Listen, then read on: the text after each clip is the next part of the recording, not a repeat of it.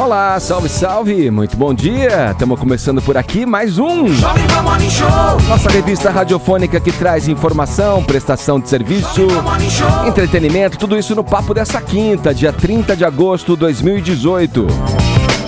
Em entrevista ao JN, Geraldo Alckmin defende aliança com um bloco político cheio de investigações por corrupção, afirma que a prisão de um ex-secretário de seu governo é injusta, nega que líderes do PCC comandem de dentro da cadeia o crime nas ruas e se apresenta como um candidato reformista. Pelas barbas do profeta, como é que seria? Pelas barbas do profeta! O Silvio Luiz? Foi lindo. Pelas barbas do profeta. Prembaba é acusado de abusar sexualmente de discípulas dele. A assessoria do guru espiritual nega as acusações. Vida em comunidade. Quem nunca teve um problema no condomínio, hein? Onde mora ou trabalha, hein? É ruim, hein? Quem não teve, terá ainda. Por isso, a entrevista de hoje é uma prestação de serviço. Vamos conversar com dois especialistas no assunto, Rodrigo Carpati e a Angélica Arbex.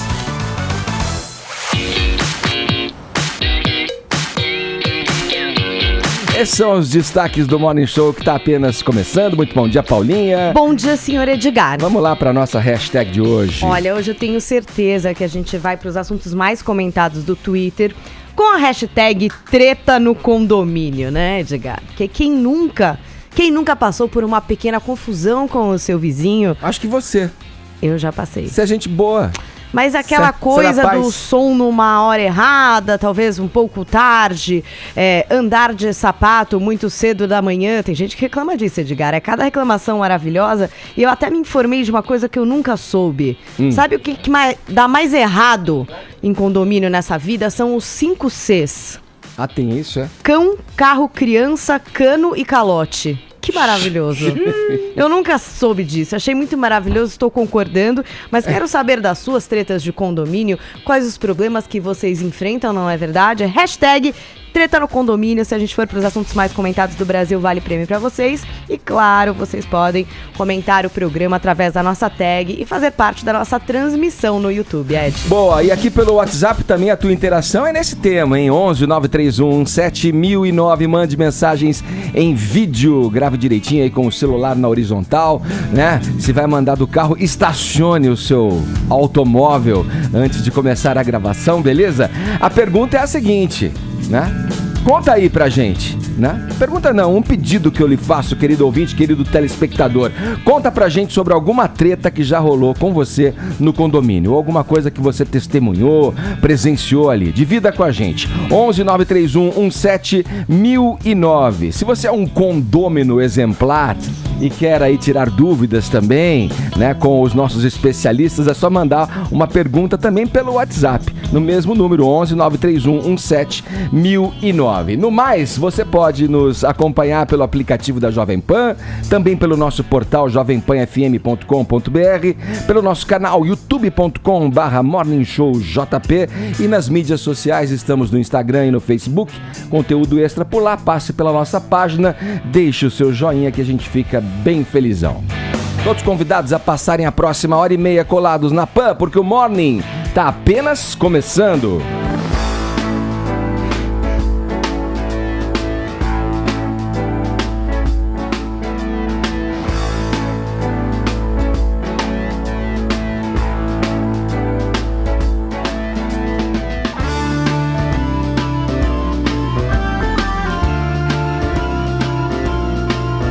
Bora lá, na noite de ontem, o Jornal Nacional da TV Globo entrevistou o candidato do PSDB à presidência da República, Geraldo Alckmin.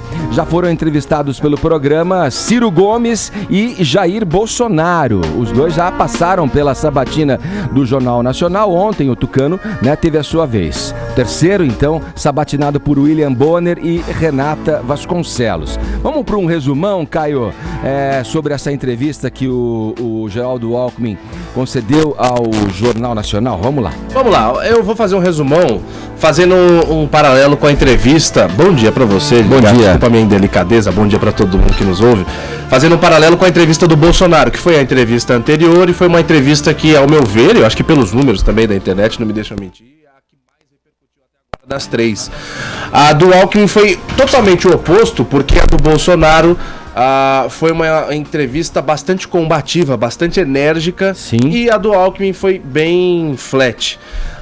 O campo da corrupção foi o mais explorado aí pelo William Bonner, pela Renata Vasconcelos, com o candidato do PSDB, Geraldo Alckmin. Já no início, a Renata Vasconcelos falou, olha, Alckmin, o senhor fechou o acordo com os 8 partidos aí do Centrão, e desses partidos, 41 deputados, 41 políticos são investigados pela Lava Jato. Só que, ao mesmo tempo, eles fazem uma ressonância ao seu discurso de que apoiam a Lava Jato e querem o combate à corrupção. Como é que o senhor explica isso?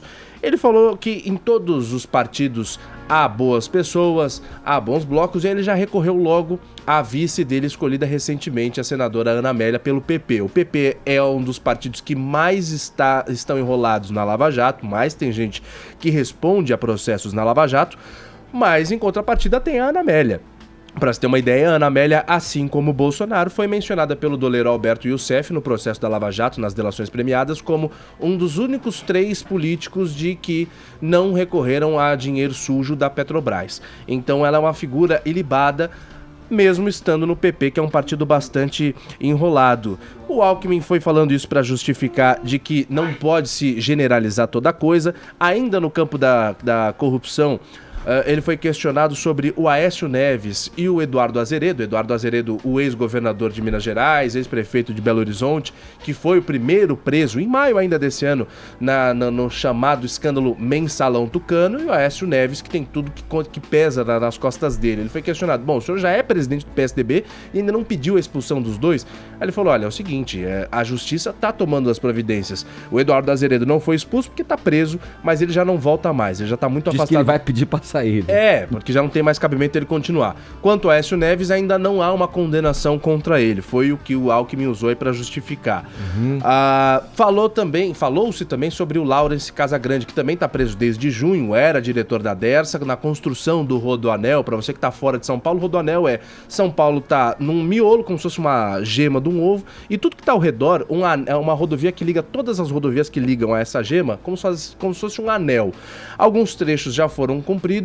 O trecho norte, que liga as rodovias que estão aí ao norte dessa gema de ovo, vamos por assim dizer.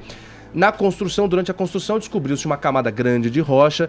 O diretor, à época, o Laurence Casagrande, pediu mais dinheiro para implodir essas rochas. E aí o Ministério Público, com poucas provas, é necessário dizer, porque o próprio Ministério Público assim reconheceu, pediu a prisão, a justiça e tal, que aceitou essa denúncia, para falar, olha, peraí, ele tá pedindo muito dinheiro, não sabia que tinha essas rochas aí? Mas o PSDB se defende e fala, o Laurence não tinha como prever que tinham essas rochas aí na construção, para construir a estrada e tal, não é corrupção. Ainda está sendo investigado, mas preventivamente esse secretário aí do Alckmin foi preso, e isso pesou ontem na entrevista. Olha, Alckmin, o senhor fala tanto de combate à corrupção, mas tem um monte de gente enrolada aí ao seu entorno. E ele se defendeu falando, calma, a justiça tem que resolver, a gente não fica alisando os nossos e batendo nos outros, a gente tem que deixar a justiça tomar as próprias providências, aliás. Agora, o ponto que a gente separou hoje, na entrevista sobre o Alckmin, é do PCC. Aí o Alckmin deu uma declaração que realmente é bastante questionável, sobre o início de uma facção criminosa que nasceu aqui em São Paulo, tomou a conta do Brasil inteiro e tal. É o PCC, é o primeiro comando da capital. O ponto alto foi quando perguntaram o seguinte, mesmo com os presídios de segurança máxima, porque o Alckmin disse que a gente tem tudo isso aqui, segurança máxima, revista, raio-x na entrada de cadeia e tal e coisa, um monte de coisa, aqui é o melhor estado para segurança. E os presídios são os melhores aqui do Brasil inteiro. Aí falaram, mas Alckmin, as lideranças do PCC, elas se falam mesmo de dentro dos presídios, de celas isoladas e tal e coisa, o PC foi tomando corpo, ganhando mesmo com os líderes presos. Como o senhor explica isso? Ele falou, não, isso não existe, isso não tem nada a ver. Aí a Renata Vasconcelos falou, o senhor nega essa realidade que os caras tomam decisões de dentro da cadeia? E ele respondeu, claro, mas é óbvio, isso aí são coisas que vão sendo repetidas e acabam virando verdade. Explica pra mim, como é que no Brasil tem 30 homicídios por 100 mil habitantes e no mesmo país No país que tem a maior população, tem 8 homicídios por 100 A mil maior habitantes. Porque lá facção teve criminosa trabalho, do Brasil, teve trabalho. nascida em São Paulo, com seus líderes ou chefes presos em São Paulo, continua operando, se expandindo pelo Brasil e fora do Brasil, e não tem comando de dentro das cadeias, sem bilhete apreendido, dentro de vaso sanitário. Não tem. Nada. Nós temos scanner, nós temos controle, nós temos penitenciária de segurança máxima antes do governo federal. Tem regime disciplinar diferenciado, isolamento absoluto. Mas então o que Tanto é que nós reduzimos... Como a própria polícia encontra bilhetes encontrados em vasos sanitários, escutas feitas pela própria polícia. Você sabe quantos presos nós temos em São Paulo? 228 mil presos. Tá aí, frente a esses pontos que o Caio destacou pra gente da entrevista do Alckmin, Joel, o que fica pra você evidente aí? Nessa questão em particular do PCC, é um sujeito que tá na corrida e tem teto de vidro aí, né? Frente a todas essas acusações, né? Um partido que teve à frente do governo do estado por mais de 2 décadas, quer dizer, ele tem essa questão que se impõe mesmo, ele vai ficar nessa toada da defensiva e especificamente nessa questão do PCC em particular. Você acha que ele deu uma brecha aí para os adversários? Bom dia, Edgar, bom dia, ouvintes. Olha, eu acho engraçado porque isso que deveria ser, do ponto de vista estratégico, pensando assim, eleitoral, um dos grandes trunfos do Geraldo Alckmin, que é a segurança, acaba servindo mais como uma frente de ataque contra ele, né, do qual ele tem que ficar se justificando. É muito engraçado isso. O São Paulo tem números de homicídios assim significativamente menores e vem caindo desde muito tempo, desde o início dos anos 2000, muito menores que o resto do Brasil, assim, e criou-se uma ideia, por exemplo, que isso teria sido por causa do PCC, né, porque o governo teria feito um acordo com o PCC em 2006, sei lá o quê. Isso nunca existiu. Os homicídios vêm caindo desde o ano 2001, na verdade, muito antes dessa data suposta do acordo aí. Por investimento em segurança, tem os presídios, o investimento em inteligência da polícia, a PM de São Paulo é muito atuante, levantando inclusive críticas, muitas vezes, de pessoal de esquerda, de direitos humanos e tudo. Infelizmente, às vezes a força letal tem que ser usada e a PM de São Paulo mostra isso no combate ao crime. Abusos talvez aconteçam, mas tem feito um trabalho aí que tem feito a diferença nos nossos índices de violência. Agora, de fato, o PCC é uma gangue que se originou em São Paulo. Acho engraçado, né? A Globo nunca fala o nome, né? Ela fala uma facção criminosa, mas é óbvio que a gente está falando do PCC. O PCC se originou em São Paulo, está se expandindo pelo resto do Brasil. Eu não duvido que tenha, assim, problemas dentro da prisão. Agora, me mostre prisão em outros estados. Por acaso tem mais segurança nelas do que em São Paulo? Como é que a gente compara a realidade do estado de São Paulo e outros lugares do Brasil? A ação do PCC em outros estados, bem ou mal, por mais críticas que a gente possa fazer ao governador de São Paulo, diz muito respeito também a quem está governando aqueles outros estados, né? No qual mas daí não é olhar pelo lado, o menos pior? Você acha que é isso mesmo o caminho que a gente deve o mundo inteiro fazer uma análise crítica dessa situação? Porque parece-me, pelo que o ex-governador de São Paulo, o candidato Geraldo Alckmin fala, ele não toma conhecimento. Uma coisa que a população inteira sabe, que existe esse controle de dentro das grades, né? Essa questão dos bilhetes encontrados no vaso sanitário mesmo, a questão dos celulares, a questão da abordagem, como eles usam, a característica do ataque que os bandidos tentam, com essa questão dos sequestros, aí, burlar sequestro. Quer dizer, só o ex-governador é que não sabe disso?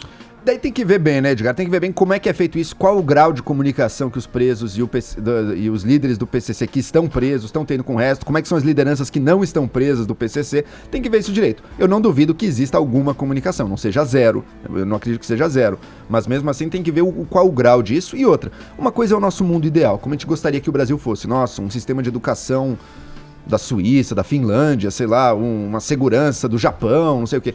Outra coisa é a realidade que a gente tem aqui. E como é que a gente se comporta dentro dessa realidade. A gente tem uma realidade brasileira de poucos recursos, num estado brasileiro quebrado, bem ou mal. Eu tenho muitas críticas, na verdade, ao governo de São Paulo, mas bem ou mal, o estado de São Paulo é um estado que não foi pro buraco junto com os outros. As contas estão em dia, a segurança está funcionando, está muito melhor que qualquer outro lugar, os serviços públicos também. Compara qualquer coisa, as estradas, sei lá, compara qualquer coisa, estamos muito melhor que o resto do Brasil. E por isso eu acho engraçado que o Geraldo Alckmin, que a gente esperaria que seria uma candidatura agressiva de dizer, olha aqui temos uma coisa a ser feita, acaba sempre adotando uma postura muito defensiva, né? Sim. Tá sempre tendo que se explicar aqui, se explicar ali. Grande parte dessa entrevista foi sobre corrupção, escândalos aqui, ou do Rodoanel, Quantas vezes eu já ouvi discutir esse chão rochoso do Rodoanel? Eu não acredito. Eu tenho uma outra visão. Isso é a corrida presidencial do Brasil. Segura aí. Eu vou segurar, mas depois Segura eu um queria pouquinho, falar. Caio. Quer concluir, Joel? Mas é isso, uma postura muito defensiva de maneira geral, tem que responder muitas acusações e não está sabendo mostrar feitos que eu acho que o Estado de São Paulo teria para mostrar. E daí sim tornaria talvez a candidatura do Alckmin mais competitiva. Quem sabe na televisão isso mude, até agora não mudou. Eu vou para Brasília ouvir Zé Maria Trindade, que está acompanhando nossa conversa. Trindade, eu vou pegar aqui uma palavra usada pelo Joel na sua análise aqui, que foi agressividade, né?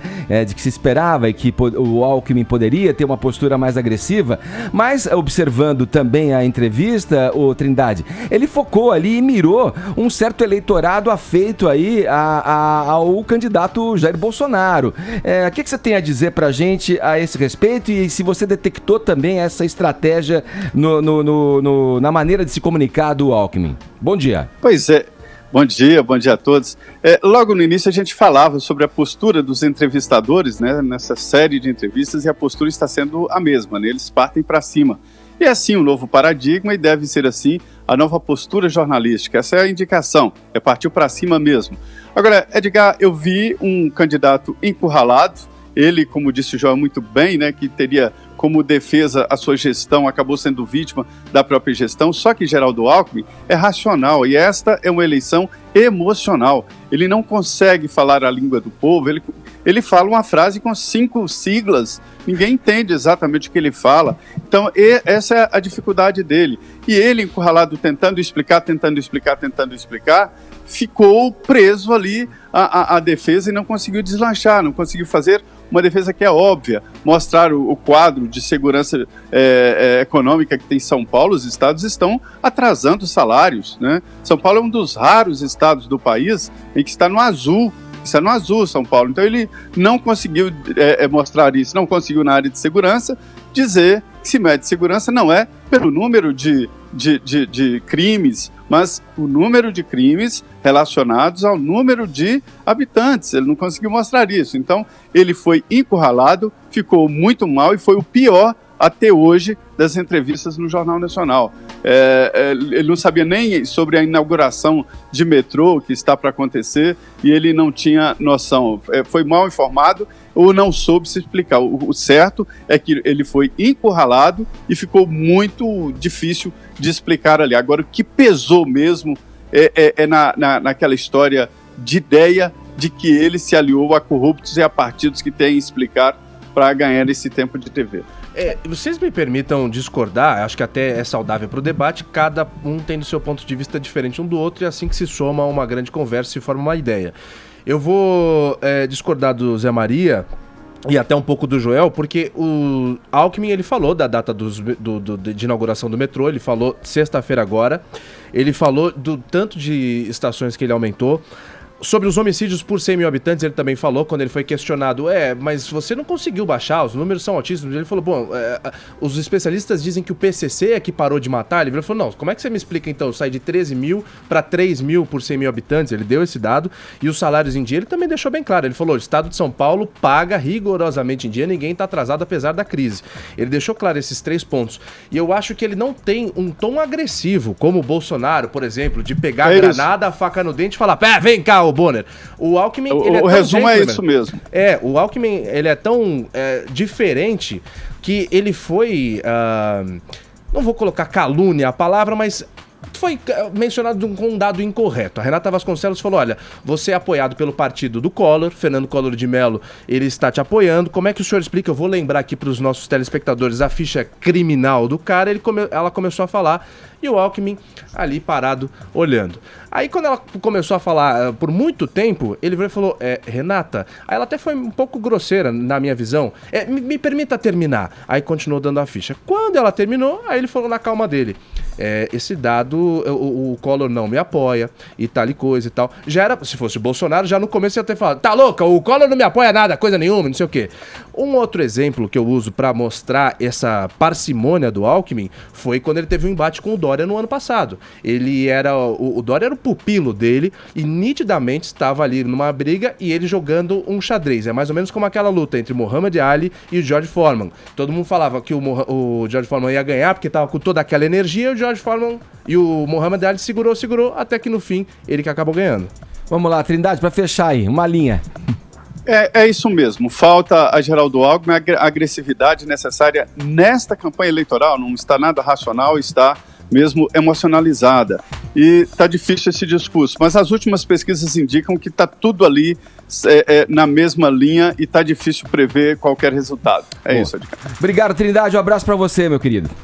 Bom dia a todos.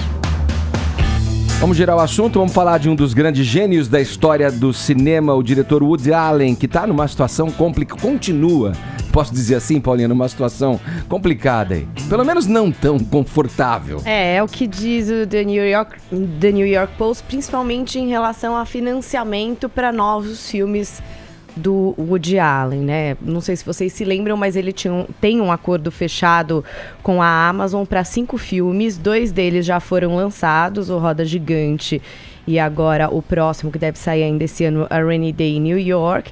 E aí, o que acontece, pelo que estão dizendo, Edgar, é que o Woody Allen não consegue mais gente disposta a financiar os seus projetos, atores também dispostos a estar com ele dentro dos projetos, e tudo por causa daquelas alegações que não são recentes e nem novas, da filha adotiva dele, a Dylan Farrow, que diz que foi abusada sexualmente dele, né? Exatamente no período de divórcio da mãe adotiva da Mia Farrow com o Woody Allen. É uma história antiga, negada pelo Woody Allen, investigada inclusive. Ele não chegou a ser processado por isso, porque as alegações foram consideradas falsas na época, mas esse assunto... 2 vezes. Esse assunto voltou em 2014, quando ela escreveu para Vanity Fair. Esse ano também ela deu pela primeira vez uma entrevista para a CBS num programa, então falando ali da história, a mesma história, contando a mesma história e perguntando, poxa, vocês estão falando de Harvey Weinstein, de tantas alegações, existe um movimento chamado Me Too, e por que todo mundo continua fechando os olhos para o que o Woody Allen fez para mim? Quem acredita em mim, quem não acredita? Aí algumas atrizes se mobilizaram, por exemplo, a Natalie Portman, que disse acredito em você. Outros atores que estavam escalados e já participando das filmagens de A Rainy Day in New York, que terminou as filmagens em novembro do ano passado, resolveram doar os seus cachês. Então a Selena Gomez, Rebecca Hall, Griffin Newman, Timothée Chalamet, todos resolveram doar os seus cachês por terem trabalhado com o Woody Allen para o movimento Time's Up. Então, já meio que falando, não sei se trabalharia de novo, sabe assim, não sei se foi tão certo. Ficou todo mundo realmente nessa insegurança. E um outro fator que também é levantado é de que os filmes do Woody Allen não trazem tanta grana assim. Então, assim, né, um pouco de dor de cabeça estar apoiando ele. Um projeto que não volta com tanto dinheiro em bilheteria, não tô falando de resultado, de ser bom ou ser ruim, mas de grana mesmo. Então, isso estaria afastando os investidores. E a Amazon, existe uma matéria que diz até que a Amazon estaria pensando em romper esse contrato, né? Porque tem 2 filmes lançados, poderia lançar mais 3, distribuir mais 3 filmes. Agora, se rompe-se o contrato, parece que a Amazon estaria até pensando em romper, pagar a multa e sair aí dessa complicação com o diretor, que já está aí com seus 82 anos. Esse próximo filme ainda inédito será o seu 48º filme. Posso dar a minha opinião aqui rapidinho nessa questão? Eu já li um pouco sobre essa história toda. É uma vergonha o que está acontecendo com o Woody Allen, tá? De um movimento que, até com uma intenção boa de coibir abusos, também pega pessoas inocentes para Cristo e pune apenas pela suspeita, apenas porque alguém acusa, e tirando a carreira de um dos grandes diretores do cinema de hoje em dia, tá? Woody Allen, que é alguém que fazia quase um filme por ano, um grande diretor aí, tem obras-primas dele. Essa história de que ele teria abusado a filha não tem evidência nenhuma. A polícia investigou na época, não encontrou evidência nenhuma. 2 vezes. A mãe, quem acusou e quem botou as ideias na filha é a mãe dela, Mia Farrow, que estava em processo de litígio com o Woody Allen na época. E mais, a casa no dia estava cheia de crianças, tinha a babá junto, a mãe tinha saído, mas tinha a babá junto. Inclusive tinha o Moses Farrow, que é o filho mais velho, estava lá. Defende o pai, né? Defende o pai, ele já escreveu um artigo dizendo, eu estava lá naquele dia, é tudo mentira, não aconteceu nada. E mesmo assim, atrizes, investidores ficam se juntando só para pegar bem para as câmeras, a coisa de movimento e falando mal ou se afastando da figura do diretor por uma acusação falsa. Eu não sei se ele é uma boa pessoa, não sei se ele é um cara legal, mas essa acusação de abuso sexual da filha dele, de estupro, é falsa, não tem evidência nenhuma. E as pessoas continuam levando a sério e estão arruinando a carreira de um dos grandes diretores do cinema da atualidade por isso, por esse afã de condenar e de encontrar culpados para execrar publicamente. Agora, esse aí é um bom álibi, né, que você coloca, né? A dificuldade de você confirmar uma agressão, um adulto abordando uma criança, assediando uma criança. O que a Dylan Farrow fala, pelo que eu li nas entrevistas aqui, Paulinha, nas matérias, inclusive essa da Vanity Fair, é que ela, como uma garota de 7 anos, obviamente não tinha a percepção clara das coisas, mas o comportamento dele com ela era apontado como um comportamento no mínimo estranho por pessoas que conviveram ali no âmbito da família. Quer dizer, é um contexto complicado mesmo. Tem essa situação clara de litígio que ele estava passando com a Mia Farrow. E a Mia Farrow filmou a filha falando sobre... É muito esquisito. O irmão provavelmente era uma criança também, de julgar, né? Porque Ela a Mia tinha Farrow... 14 anos. A Mia Farrow, o Moses mesmo, acusa a Mia Farrow de ser uma mãe completamente pirada, né? Então, assim, é uma tônica familiar. E era uma criança também, provavelmente, na ocasião. Todos, eram muitas crianças, na verdade. 14, Parece que a mãe era super rígida, com muitos filhos adotivos, que não era um lar aí dos mais estável. Essa Mia Farrow é bastante então, desequilibrada assim, e colocou questões... a filha contra o ex-marido. Eu acho que são pela questões... Não é impossível mesmo, é possível. Então, é isso que eu tô querendo dizer. Mas não é a única possibilidade, né? Eu sei, mas o que eu acho um pouco complicado é assim, a gente fala muito sobre punição e investigação, né? Denunciou, investigou. Eu acho que no caso do Woody Allen, foi investigado, né? Então, bem investigado. Até onde a gente vai chegar? Você entendeu? Porque, por exemplo, vai investigar e aí vai se punir ou não. Porque na investigação vai ter que chegar a uma conclusão, Edgar, de todos esses casos. Sim. E aí, se o cara... É o que se espera. Se for considerado que o cara é inocente, ele nunca vai ser perdoado porque alguém levantou uma suspeita em relação a ele. Eu acho que a gente chega ali num ponto, a gente tá num ponto onde a gente pede que as pessoas que foram culpadas sejam punidas, mas e quem não for culpado? O que a gente vai fazer com essas pessoas, Sabe o que eu acho que entendeu? vai acontecer nesse caso? Só na morte dele que algumas pessoas vão começar a vir a público dizer realmente erramos com ele, não sei o que, não sei o que. Mas agora estão sim arruinando a carreira e a vida de uma pessoa que teria muito e tem muito a oferecer para nossa cultura. Esse é um típico caso do tribunal de internet, do tribunal de sociedade. É o mesmo tribunal que tem um pau que bate em Chico, mas não bate em Francisco. Esse tribunal tem decisões tão acertadas quanto aquelas que não acham estranho um homem de 40 anos casar, ter filhos, transar pela primeira vez com uma menina de 13, mas acha super estranha uma acusação de uma menina que fala sozinha, uma denúncia contra o Woody Allen, tem todas as outras evidências mostrando que, cara, esse caso não é verdade.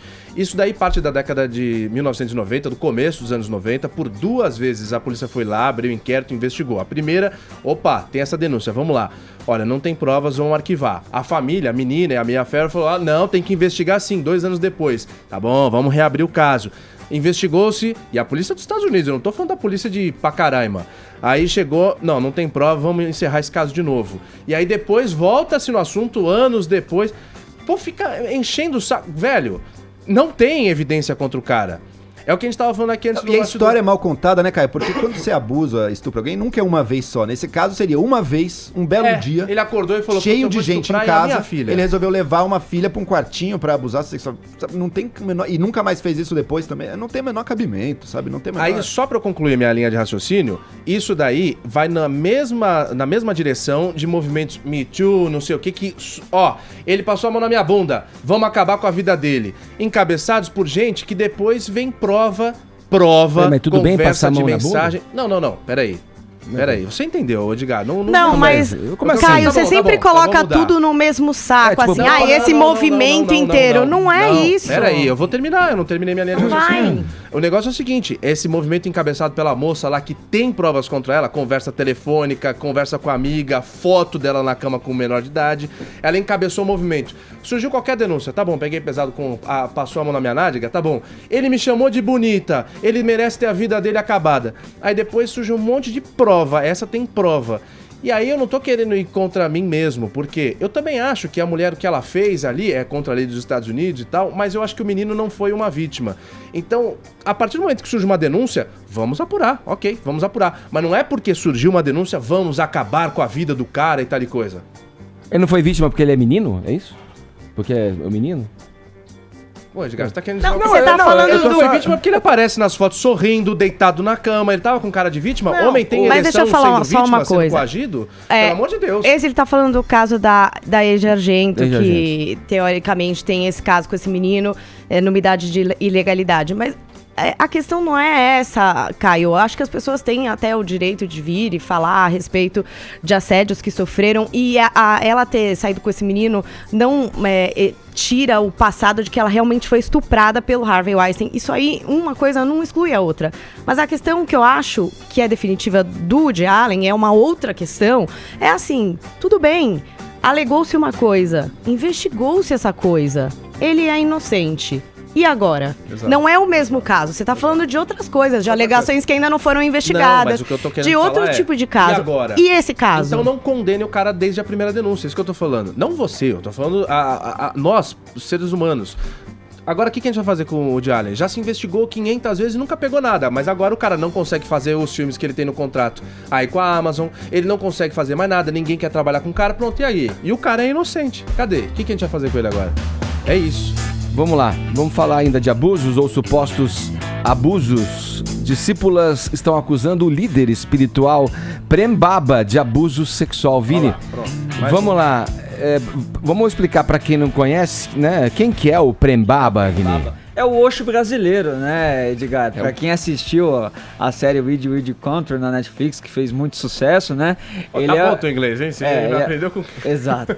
Depois você me ensina, cara, que isso é muito bom. É o Paguan brasileiro, né? O Paguan brasileiro.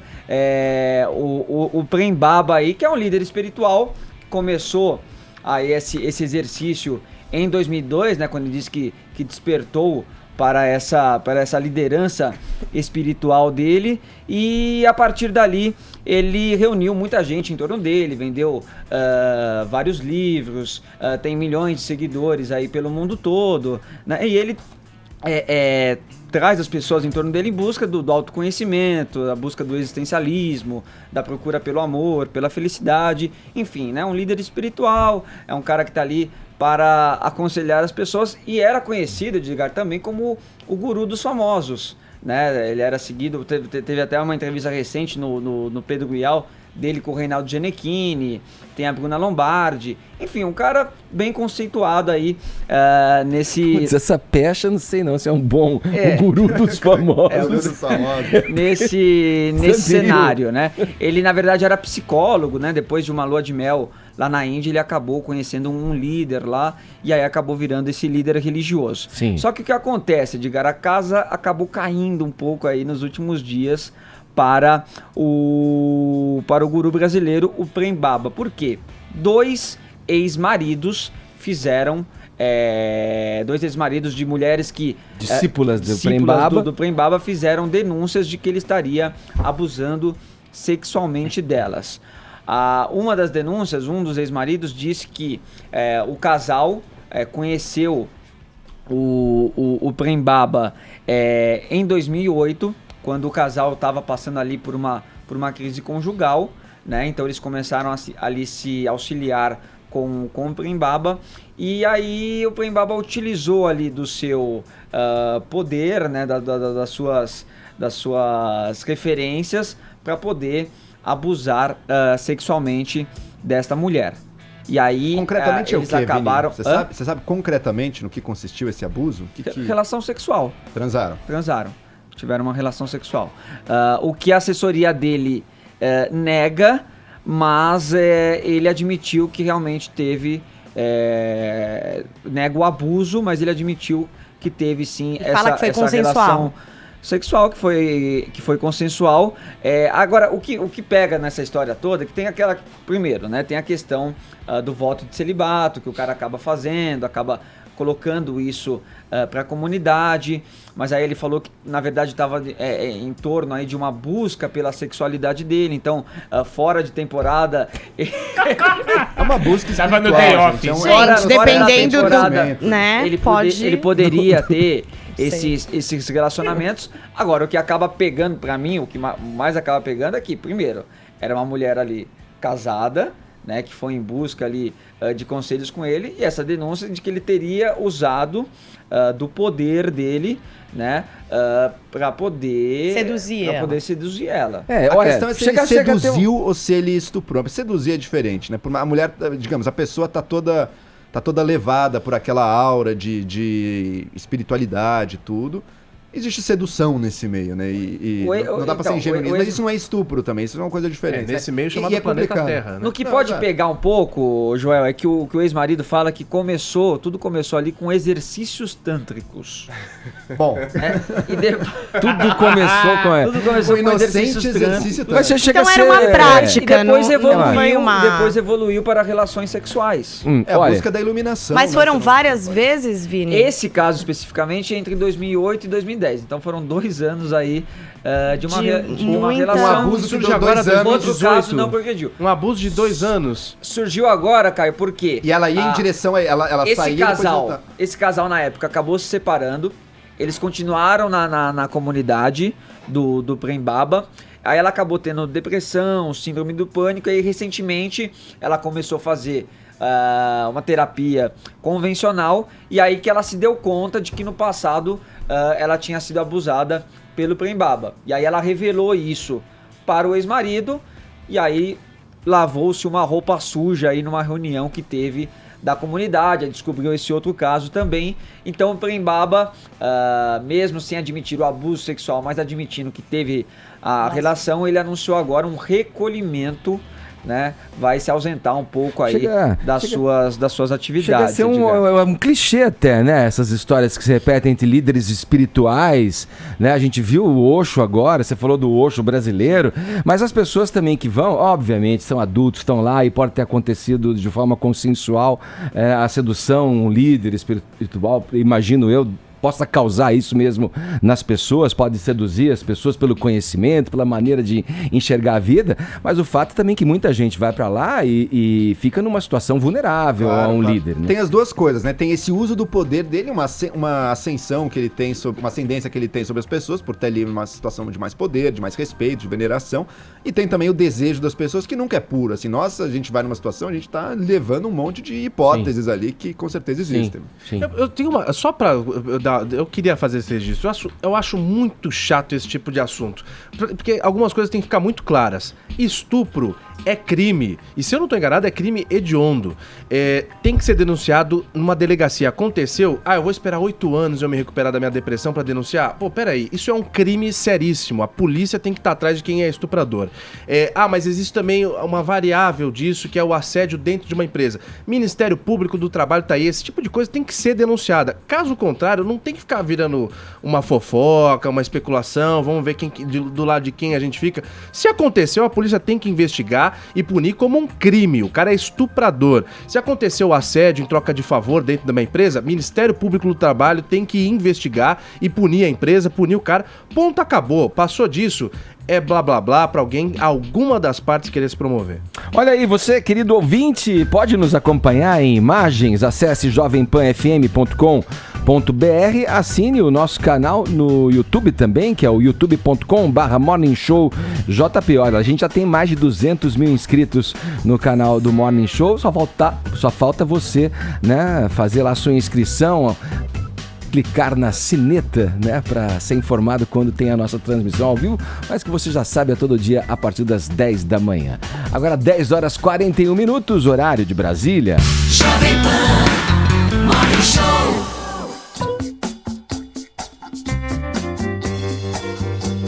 Olha, quem vive em condomínio costuma achar que o inferno são os outros. São os outros que têm filhos e cachorros barulhentos, são os outros que param o carro em cima da faixa, são os outros que colaboram para que a vida financeira de todo mundo fique cada vez mais apertada. É isso aí, difícil viver em comunidade, hein? Que o digam os nossos convidados de hoje. A gente está recebendo aqui nos estúdios do Morning Show o Rodrigo Carpati, que é sócio do Carpati Advogados e especialista em direito condominial, e a Angélica Arbex, que é gerente de relacionamento com o cliente da Lelo Condomínios. Sejam primeiramente muito bem-vindos aqui ao Morning Show. Obrigado pela presença. A gente que agradece, um prazer estar aqui, Edgar. Obrigada. Vamos lá, queria começar com vocês aí, falando um pouco dessa confusão que eu me referi aí no início, né, na abertura aqui do programa, dos 5 Cs, dos tais 5 Cs, né? Cão, carro, criança, cano e calote. Tem tudo isso envolvido. Qual desses Cs é o mais problemático, é o pior deles?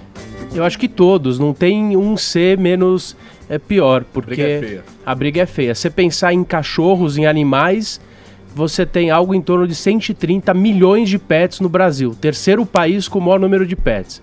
Garagens, os carros, você tem algo em torno de 25% das demandas judiciais de condomínios que são inerentes a problemas de garagem. Então, viver em comunidade... Como que? Desculpa, como a demanda de garagem? Parou na minha vaga. E vai pra justiça? Fechou isso? a minha vaga. Seu pneu tá na minha faixa. Você vai sortear a vaga, mas a convenção diz que a vaga não é sorteável. Eu tenho um carro pequeno e fui sorteado com uma vaga menor ainda, que não cabe meu automóvel. E daí vai. Acho que a história do calote na minha opinião, todas as outras são questões de convivência. Calote é uma coisa que vai muito pro patrimônio, entendeu? Porque quanto mais gente não paga condomínio, menos dinheiro o condomínio tem, menos ele se cuida, menos o apartamento de todo mundo vale. Talvez, na minha opinião, seja a coisa mais difícil, mais complicada de botar na comunidade. Porque o resto são códigos de convivência que você tem que acabar se ajeitando, né? Sim. Mas a grana, na minha opinião, é a coisa mais complicada, porque aí ela atrapalha todo mundo, não só o prejudicado, mas todo mundo. Como a Paula estava falando, o problema de você estar numa comunidade pequena, o cara tá devendo condomínio, mas ele trocou o carro. Então tá todo mundo sabendo o que tá acontecendo.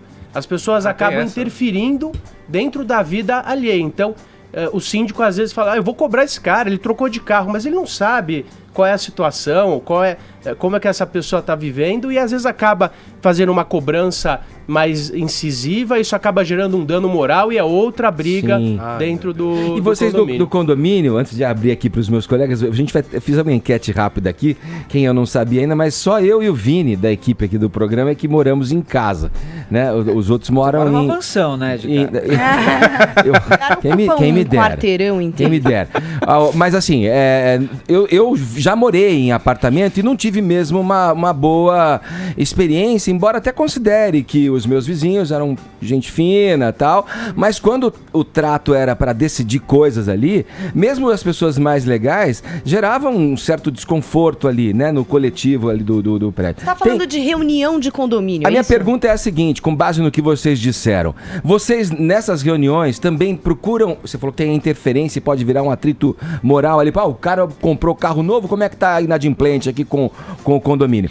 Tem algum tipo de auxílio econômico, assim, de como lidar com a vida financeira? Vocês que trabalham com isso, chegam a entrar nesse mérito que, teoricamente, seria num âmbito mais particular, íntimo ali, do condômino?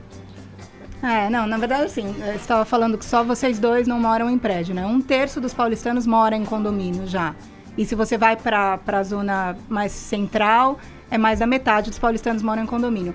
Você não consegue, eu não sei você lá no escritório, Rodrigo, mas você não consegue muito entrar no particular do orçamento familiar, mas tem muito mecanismo de diminuir a inadimplência. Por exemplo, na minha opinião, o mais importante é você fazer um planejamento que tenha um valor de condomínio coerente com aquele imóvel. Então, um apartamento de 3 dormitórios, 80 metros, não pode custar muito mais que R$700 o condomínio.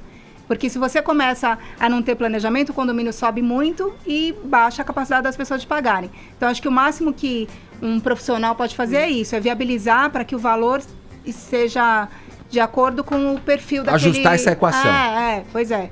A gente tem que ajustar o todo. Entrar na vida particular de cada um é muito complicado e não é a função do condomínio. Mas o condomínio que tem uma inadimplência alta não deve propor uma obra grandiosa, porque isso vai refletir nas pessoas... Em calote. Vai refletir em calote, com certeza. Mas em relação à inadimplência, já mudou a legislação a respeito disso? Porque tem gente que realmente fica anos, assim, numa dívida gigantesca. E antes não havia muito o que se fazer, né? Hoje em dia já mudou? Mudou. Desde 2015, o novo Código de Processo Civil, ele tem um procedimento muito mais rápido e célere, mas mesmo assim precisa de um processo judicial.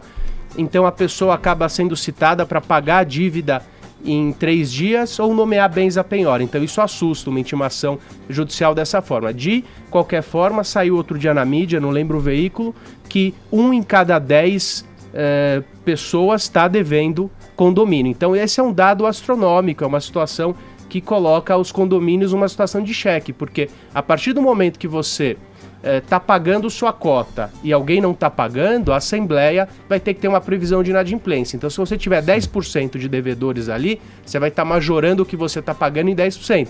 Quando é 10%, ainda a gente tá ok. O problema é quando é 20%, quando é 30%, quando é 40% a mais, em função dos inadimplentes. Então, é preocupante. Nosso número é mais otimista, assim, lá é 3 em cada 100, é 3% a inadimplência. Eu não sei onde foi esse dado de 10, mas 10 é muito, muito alto, impossível. Não tá fácil pra ninguém, né? Queria trazer um caso aqui, que eu lembro de ter dado essa notícia há um tempo atrás no Morning Show, de uma moradora de um condomínio, se não me engano era de Juiz de Fora, em Minas Gerais, que ganhou na justiça, uma cadeirante, que ganhou na justiça uma indenização pelo condomínio ter barrado ela, os porteiros, de ajudarem ela a subir uma pista íngreme no condomínio. Tá bem lembrado, hein? Você lembra dessa situação, né, Edgar? Que absurdo, né? Eles tiveram que acessibilidade, prédio. Acessibilidade. Eu fico imaginando, essa situação poderia ter sido muito bem controlada se tivesse um síndico ali com mais... Bom senso. Com mais bom senso, com mais firmeza, educação. Né? Qual o papel do síndico numa situação como essa? Então, só lembrando, a decisão do ministro, isso foi para a Corte Suprema, foi no sentido que essa decisão de não permitir afrontava o princípio da dignidade humana, que não era nem a questão legal do que estava na convenção, que não estava, é a dignidade humana. A pessoa tem uma necessidade e você não consegue sair do seu posto para poder auxiliar alguém que está ali não conseguindo subir. O papel do síndico é primordial. O síndico exerce a função executiva. É ele que dá as diretrizes, é ele que vai orientar os funcionários e os funcionários vão deixar de fazer ou fazer em função daquela orientação. Logicamente que algumas situações eles realizam e o síndico depois precisa corrigir, mas é o síndico que com certeza passou pelo síndico. Eu li a sentença, eu li o acórdão. Foi uma decisão colegiada, o conselho deliberou para que não era papel do síndico, não era o papel do condomínio nem dos funcionários prestar aquele auxílio.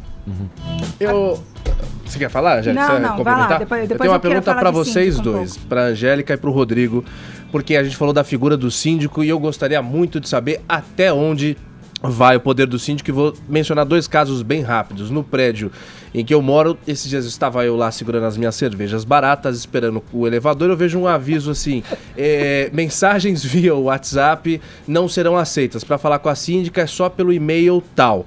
Beleza, dias depois no grupo dos moradores, deu um buchicho lá, um pepino pelo WhatsApp, alguém printou, mandou pra síndica e a síndica começou a pegar no pé, acho que multou o sujeito que falou alguma besteira assim dela, por conta da conversa de WhatsApp. Eu falei, pô, mas essa mulher é meio caduca. E outros dias depois ela baixou um decreto lá no elevador que não se pode fumar na área da piscina e não sei o que, aí mexeu nas minhas gavetas. Eu falei, pô, peraí, velho, aí não dá. Até onde vai um poder de um síndico? Então, na história de multar, não multar, o síndico pode multar ou pode advertir o que tiver indo contra a legislação, a convenção, o regulamento interno do prédio. Então, precisa ter uma base legal para que tenha a multa. Não faz nenhum sentido. Mas eu acho que depois acho que você vai voltar, mas o que eu acho que é importante falar do papel do síndico é assim, condomínio é a primeira comunidade da gente, né? O primeiro lugar onde você vive com pessoas diferentes de você, convive, mora e tal. Então, cada vez mais o papel do síndico é entender que tem que ser uma teia legal de vizinhança, que condomínio não precisa ser só treta, né? Dá pra ter um monte de coisa legal. Você pode ter economia compartilhada, pode ter ajuda pra levar na escola, buscar na escola, pode fazer amigo, pode chamar o cara pra beber. Vizinho é insuportável. Não, eu tenho um amigo que mora num condomínio nas Perdizes, que é isso mesmo. Todos. É todo mundo muito amigo, ficam com os filhos uns dos outros, assim. Ele nem quer sair dali, ninguém ele quer sair. Boa, Joel. Olha, um exemplo positivo aí. Comunidade, velho. Então, eles estão sempre nus, né? Eles estão sempre nus. Algumas gotas na água. Mas sabe que é por isso que eu queria chegar. O síndico cria isso. Sabe como ele cria?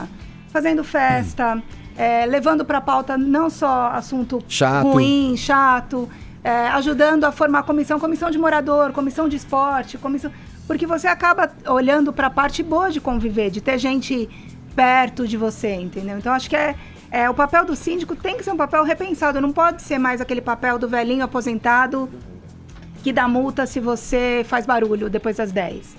É um papel de entendimento de vida em comunidade, dos prédios do lado, dos prédios perto. Eu tenho uma história lá na Lelo que, na época da Copa, os caras fizeram na quadra inteira uma troca de figurinha para as crianças. Então, cada dia era num prédio. Movimentou, todo mundo da rua se conheceu. Você fomenta coisas boas. Olha que mundo maravilhoso. Eu acho isso uma chatice. Prédio, você entra, deita e dorme e acorda. Não é isso. Sua síndica e seus vizinhos, o cachorro quente, todo mundo deixar junto. uma homenagem. Peraí, ó. Ô, Caio. Quanta amargura no seu coração. Ela é cara amargurada. Silêncio, cara. Ela detectou já. Dando festa.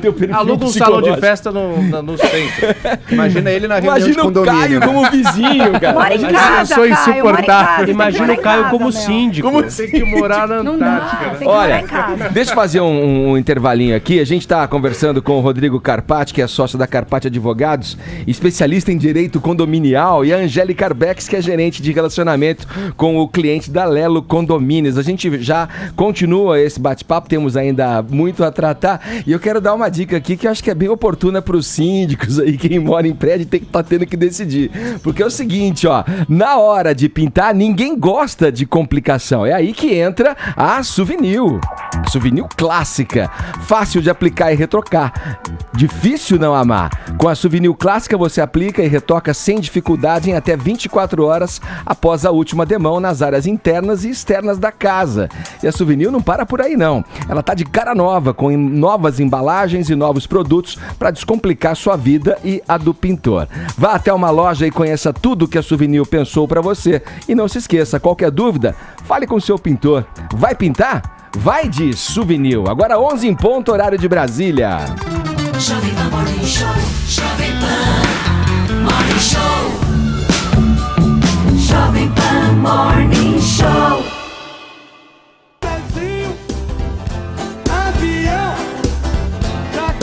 Sabe por que eu coloquei essa aí, né? Ó? Olha aí, ó. Dá uma escutada na letra aí, ó. Tira essa escada daí. Essa escada pra ficar aqui fora, você manda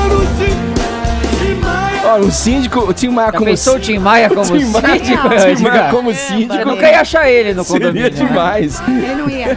Seria plantão de madrugada. Seria Liberex geral. Ia ter reunião à noite e ele ia falar, entrei numas de não ir. Mas sabe o que eu queria saber mais sobre esse perfil do síndico? Porque, por exemplo, no nosso condomínio a gente tem muita dúvida a respeito de alguém assumir ali como síndico ou contratar-se o tal do síndico profissional. Quem é que é o síndico hoje? Por que ele se candidata? É uma coisa meio duvidosa. Este homem só ganha o condomínio de volta? Quais são os benefícios que ele tem em retorno, né? O perfil do síndico mudou muito. Então, o síndico era aquele aposentado, aquela pessoa, o profissional liberal que tinha um tempo livre lá no prédio. Hoje ele pode exercer a função ainda, mas ele exerce de forma profissional. Discute-se em Brasília, inclusive, a regulamentação. Não é o momento de regulamentar, mas é um condomínio, ele é tratado como uma verdadeira empresa. Por quê? Não é mais a velha dos gatos, né? Não é mais a velha dos gatos, porque o mau síndico, o Tim Maia, se tiver ali, ele pode trazer um prejuízo absurdo para o prédio. Estima-se que um prédio mal gerido possa trazer uma desvalorização de 30% no patrimônio pessoal. Então, a pessoa precisa trabalhar de forma profissional e os prédios hoje são tratados como verdadeiras empresas.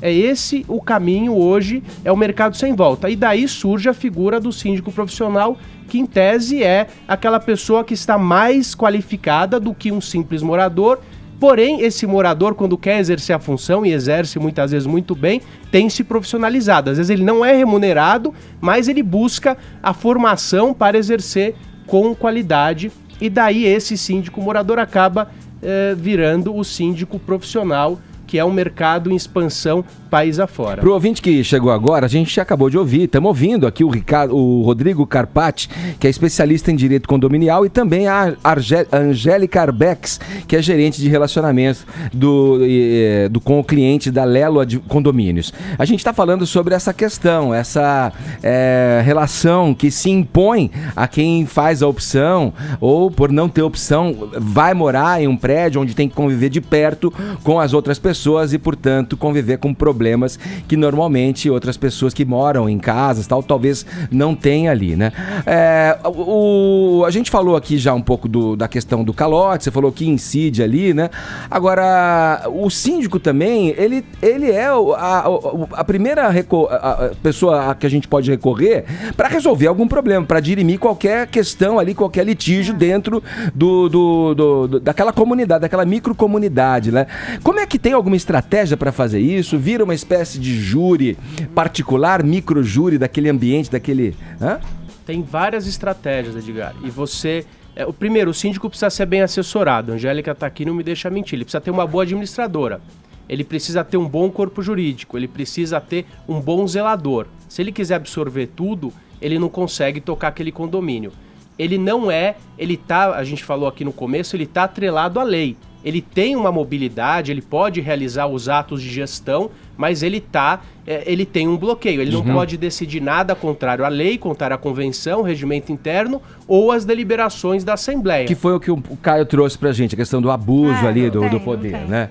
Mas eu acho assim, tem prédios que tem mais perfil de síndico profissional e prédios com perfil de síndico morador. O que ele precisa saber é que é complicado mesmo. O prédio tem uma série de questões fiscais, tributárias que equiparam a empresa, então tem a história do patrimônio, mas o principal papel dele é o papel de mediar conflito, de ser um maestro lá dos funcionários, de fazer aquele empreendimento operar como ele tem que operar. Seja para cuidar da mulher do 81 que brigou com a do 101, ou seja para entender que a cada 5 anos precisa pintar o prédio. Mas isso pode ser feito por um morador ou por um síndico profissional.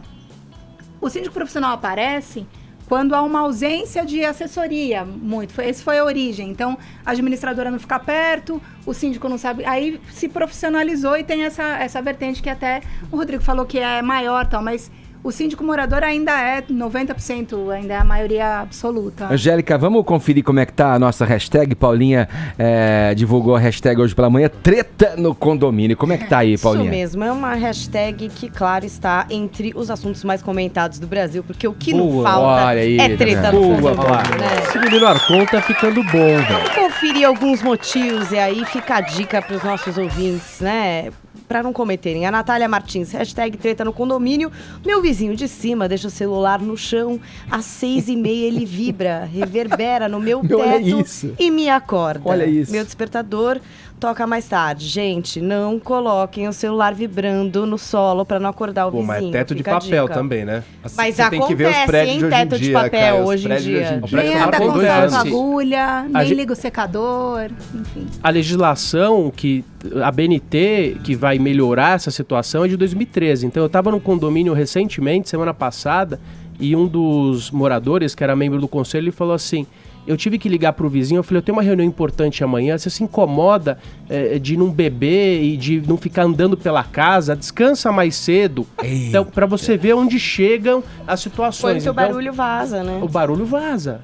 Dentro de um apartamento onde a acústica não é boa, e algumas pessoas são mais sensíveis, então chega a ser enlouquecedor. O barulho é, sim, um dos grandes problemas e difícil de se solucionar. O que você vai fazer? Como é que você vai colocar um isolamento num prédio que foi construído de forma que não tem esse isolamento? Sim. Jéssica Meirelles diz o seguinte, hashtag treta no condomínio, chegar mais cedo do trabalho e descobrir que tem pessoas usando a sua vaga da garagem. Também que delícia. Acontece bastante, né? Briga por causa de vaga. E a Maria Pia, aqui é tanta história e bate-boca que desconfio que somos uma família Só que não, né?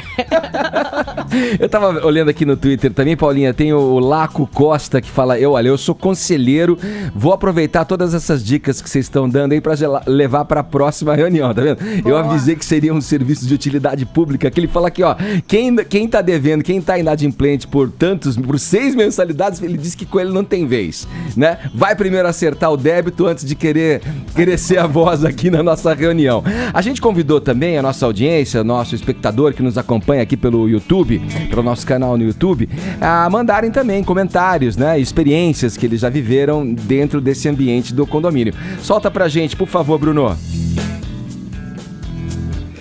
Fala galera do Morning, eu sou o Robson Rabelo e falo de São José do Rio Preto. Bom, problema com um vizinho eu nunca tive, mas com um síndico eu nunca vi um cara tão gastão igual aquele lá. É desperdício com água, é desperdício com energia, manutenção do prédio. A garagem fica com as luzes acesas 24 horas por dia e ele tem coragem de falar que é pros velhinhos, com coisa que um sensor não resolveria, né? Sem falar do alto custo desse prédio, mais de R$1.000 de condomínio. Imagina só, hein? Chega! Beijo pra vocês. Denúncias. Vinícius, o caso que aconteceu no condomínio onde eu moro aconteceu semana retrasada. Um casal chegou em casa 2h30 da manhã, eles começaram a discutir porque ela tinha traído ele com o irmão dele. Nossa. A briga durou mais ou menos umas 2 horas, foi xingamento pra todo lado. E no final ela acabou indo embora, só que o maior problema é que ela foi embora e não levou o cachorrinho shih tzu deles, que agora fica latindo no condomínio quando o rapaz sai pra trabalhar o dia inteiro. Hashtag partiu pra cima. Quer dizer, essas brigas, essas questões íntimas acabam transbordando e vão além das paredes. Né? E vira um problema de condomínio, né? A gente vê a TV muitas vezes trata disso, vira uma situação de humor, né? Porque na hora é um problema gigantesco, então você tem que resolver e às vezes nós, como operadores do direito, da gestão, nós somos chamados, a gente precisa se concentrar para resolver um problema. Não tem nada a ver com a separação, mas virou um problema de condomínio. Então, preciso achar uma solução, e nem que seja chegar pro rapaz e falar, olha, leva o shih tzu, entrega o shih tzu. O que um condomínio e perdoa pode o fazer? Paulo, ele tava porque o bêbado. cachorro, essa questão dos bichos é a mais difícil, né? Porque a pessoa tem o direito de ter, mas às vezes ele tá causando um problema. O que pode ser feito? Eu morei num prédio que chegou no extremo oposto, assim, que queriam que toda vez que a pessoa descesse pro térreo com um animal, ele tivesse que estar no colo, mesmo que se fosse um cachorro gigante. Desculpa, eu concordo. Eu acho muito chato o cachorro vir me lamber, a gente só quer brincar. Pô, mas eu não quero brincar com ele. A justiça rechaça isso, você levar ele no colo. É um ato, é um constrangimento ilegal. Você tem que ter o direito de levar o cão no chão. Cara, cachorro é muito chato. Uma ali tinha um cachorro gigante. Mas enfim, o que tá na liberdade, no direito de um condomínio fazer ou não com, por exemplo, um cachorro que tá causando barulho? O Rodrigo, advogado, falou que é direito, né, do condômino, né? Angélica já falou que tem regra de colo na área comum. Há uma divergência aí. Eu não posso fumar meu cigarro na piscina, mas o cachorro vem me lamber, aquele cachorro babando no meu pé, pode. Eu não sei como você vê isso, mas eu já conheço muitos regulamentos que falam, determinam, não pode proibir que tenha, mas porte de cachorro, pode ter bicho de porte médio, porte pequeno, porte grande não pode. Sim. Então, se você está construindo do zero um regulamento de um prédio, todo mundo vai morar lá, vai mudar para lá, ainda não existe ninguém, você pode ser mais flexível, mas se você vai morar num prédio, você tem que conhecer antes de morar. Gente, todo mundo vai comprar ou alugar um apartamento, antes de tomar a decisão, olha o regulamento do prédio, porque às vezes tem alguma coisa lá que vai contra o seu estilo de vida, né? Ter um animal no condomínio é exercício regular do direito de propriedade. Para o direito civil, o animal ele é comparado a um bem. O animal é um bem móvel semovente, dotado de locomoção. Por isso que você não pode impedir uma pessoa de ter um bem, da mesma forma que você não pode impedir ela de ter uma TV, você não pode impedir ela de ter um animal. Quais são os limitadores, os limitantes? Perturbação, sossego, saúde e segurança dos que ali coabitam. Então, um cachorrinho que lata de forma intermitente, ele está perturbando o sossego. E daí você não poderia ter. Então, tem a lei dos maus tratos, tem a perturbação, então o síndico vai notificar. Mas o síndico pode exigir que a pessoa se desfaça do cachorro? Pode de forma extrajudicial e, em alguns casos, de forma judicial, a justiça determina que o cachorro seja retirado do convívio coletivo em função da perturbação ao sossego. Mas a gente conhece a nossa justiça. Tem outras saídas, entendeu? Vai demorar 3 anos, Caio. Não, em situações extremas a gente consegue obter liminar e esses cachorros são excluídos de forma não faça isso, Caio? Deixa o cachorro. Falando sério, enche o saco. Olha aqui, eu vou precisar colocar fim nessa reunião do condomínio. É bonitinho. A gente recebeu aqui no Morning Show o Rodrigo Carpati e também a Angélica Arbex, eles que são especialistas no direito condominial e nas relações com os clientes, com os condôminos também. Obrigado pela presença de vocês. Um abraço. Obrigado, a gente que agradece. Agora, quem tá aí? O da Pena, já que você deu... Caio é coração mole, você mora em AP, da Pena? Velho. E aquele cachorro que late pra dentro? Você mora em AP? AP em casa, eu tenho tudo, né, velho? Fala a hora certa aí pra gente, da Pena. Mas a sua é maior que a minha. 11h18, horário de Brasília, velho. Jovem Pan Morning Show. Jovem Pan Morning Show. O presidente Michel Temer fez um acordo com o STF e decidiu dar aumento a juízes federais e a outros servidores públicos. Vamos para os detalhes dessa negociação aí, no apagar das luzes, né, do Temer no comando aí, cara. Não foi bem assim, Edgar. Não foi no apagar das luzes. Era o prazo mesmo que o Temer tinha para mandar para o Congresso a votação para se aprova ou não aprova aquele aumento dos 16% que os próprios ministros do STF pediram e se deram. Eles enviaram para o presidente Michel Temer, ou seja, para o Executivo, e era agora o fim do mês o prazo que o Temer tinha para mandar. Na semana passada nós noticiamos um encontro fora da agenda que o Temer teve com os futuros presidente e vice-presidente do STF, que foram articular: Temer, manda pro Congresso, ajuda a gente e tal. Beleza. O Temer mandou agora pro Congresso ontem, e junto com esse aumento, autorizando o aumento dos 16% para o STF, os outros funcionários públicos também vão ter mantidos, se o Congresso aprovar, o aumento salarial deles para o ano que vem. O argumento que pesou para o Temer tomar essa decisão é: olha, se eu já estou negociando para o STF, como é que eu vou tirar da pauta os demais servidores? Outra, se eu comprar essa briga e não der esse aumento que está todo mundo me pedindo, vai que o presidente do ano que vem vira e fala: não, mas eu dou sim. Aí o Temer, que já é bastante impopular, ficaria ainda mais, sendo que ele acabou de conseguir reduzir em 10% aquela impopularidade dele que bate em 82, baixou para 73. Mas fica impopular com eles lá, com o povo ele ia ficar mais popular se ele não toma essa decisão, né? É que o Temer, como um político, ele precisa da articulação política, ele não pode comprar essa briga, pelo menos na visão dele, para continuar perpetuando aí a carreira dele política e tal. Enfim, alguns especialistas dizem que o efeito cascata pode chegar em 4 bilhões de reais, mas os ministros do STF dizem que vai ser um pouco menor essa manobra, esse prejuízo para os cofres públicos. O Temer falou para o STF: eu dou esse aumento para vocês, mas em contrapartida eu vou acabar com o auxílio moradia. Tá ok? Todo mundo falou, tá ok. E aí passou. Resumindo aí, quer tentar aí algum resgate na popularidade que é quase inexistente, faz esse afago e dá essa canetada aí, uma batata quente que, na verdade, quem vai pegar no colo é o próximo presidente. É o próximo presidente. O Temer, desde que assumiu, tem essa característica, ele foi dando aumentos para o servidor, diversas categorias de servidores, desde que assumiu, desde que estava passando o teto lá também estava passando aumentos. É um jeito dele, é assim que ele exerce o poder. Ele agrada as categorias do funcionalismo, agrada o judiciário, agrada os congressistas e esperava-se que ele conseguisse passar mais reformas que aí sim iam cortar os gastos do governo brasileiro. A da Previdência não conseguiu, mas pelo menos agora passou uma contrapartida, tirou o direito à moradia. Então, em tudo aí você vê que tem os dois lados. Vamos lá, seguindo na política, ontem em Minas Gerais, o candidato do PDT à presidência da República, Ciro Gomes, chamou Jair Bolsonaro de projetinho de Hitlerzinho tropical. Disse que o presidenciável do PSL é mal preparado para administrar o país e que os eleitores dele são inimigos da pátria. Essa fala registra aí uma mudança da postura dele, parte para cima de vez, Joel.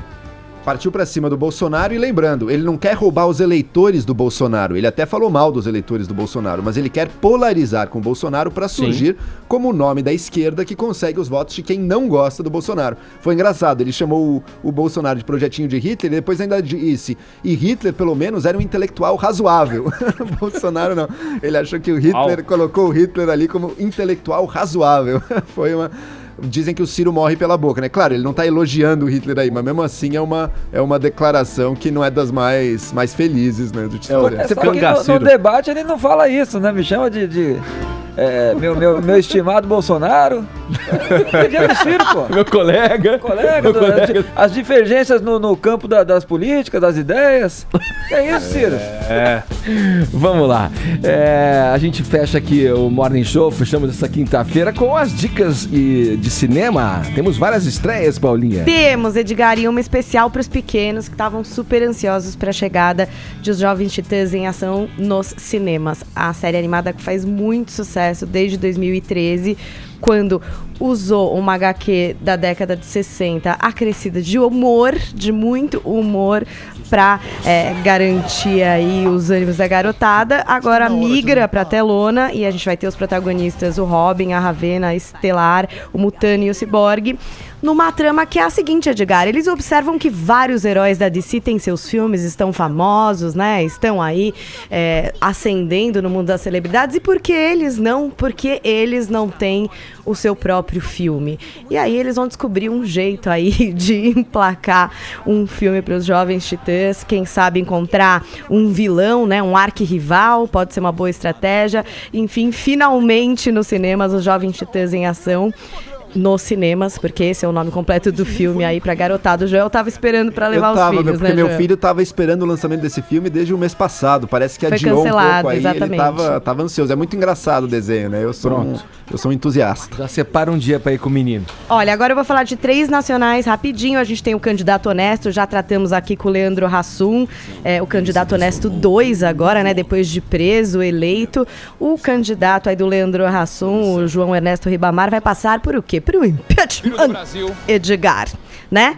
Talvez algumas referências da realidade, não sei. Analisem, é aquela comédia super escrachada que o brasileiro adora, agora disponível nos cinemas. E aí a gente tem 2 outros filmes que foram premiados e que estão aí na lista dos 22 filmes nacionais que podem representar o Brasil para concorrer a um Oscar de melhor filme estrangeiro. O primeiro é Ferrugem, que recebeu 3 prêmios no Festival de Gramado, inclusive o de melhor filme. É um filme que traz uma história bastante atual, né, que é bullying em redes sociais. Então a gente tem uma menina que... O que é que acontece com ela? Vazam um vídeo íntimo dela na internet. Aí a gente vai ver as consequências desse vazamento. E o outro filme nacional que também pode nos representar no Oscar é Yonlu, que é um filme que trata de uma história real que aconteceu em 2006. Eu não sei se vocês se lembram. A história de um menino de 16 anos que comete suicídio com a ajuda de um fórum na internet. Então, é um filme que também trata de um assunto bastante atual, delicado, que aflige os jovens, né? E que tá aí disponível nos cinemas e pode nos representar num possível Oscar de melhor filme estrangeiro. Boa, tá aí as dicas pra hoje, pra você sair de casa, se meter na sala escura e conferir as estreias no cinema. Vamos pros nossos Parabéns, vencedores? Paulinha. Olha aí, valorizando o cinema nacional. Poucos fazem isso. O último que você foi ver foi o quê? Bye Bye Brasil. Benzinho. Benzinho. Que horas ela volta? Isso aí. Bingo, um baita filme. Tem que valorizar. Ó, quem ganhou... não podia vir aqui, né? O ganhador aqui do WhatsApp é o Vinícius, é evidente. E aqui no Twitter, AV Afonso. Bom, a gente fica por aqui agradecendo o prestígio, a audiência, você sempre com a gente. É o motivo que nos faz, né, estar aqui todos os dias, levando as notícias, refletindo, debatendo. Muito obrigado, viu? É isso aí. Amanhã tem mais a partir das 10. Tchau. Que trem baba, hein, velho?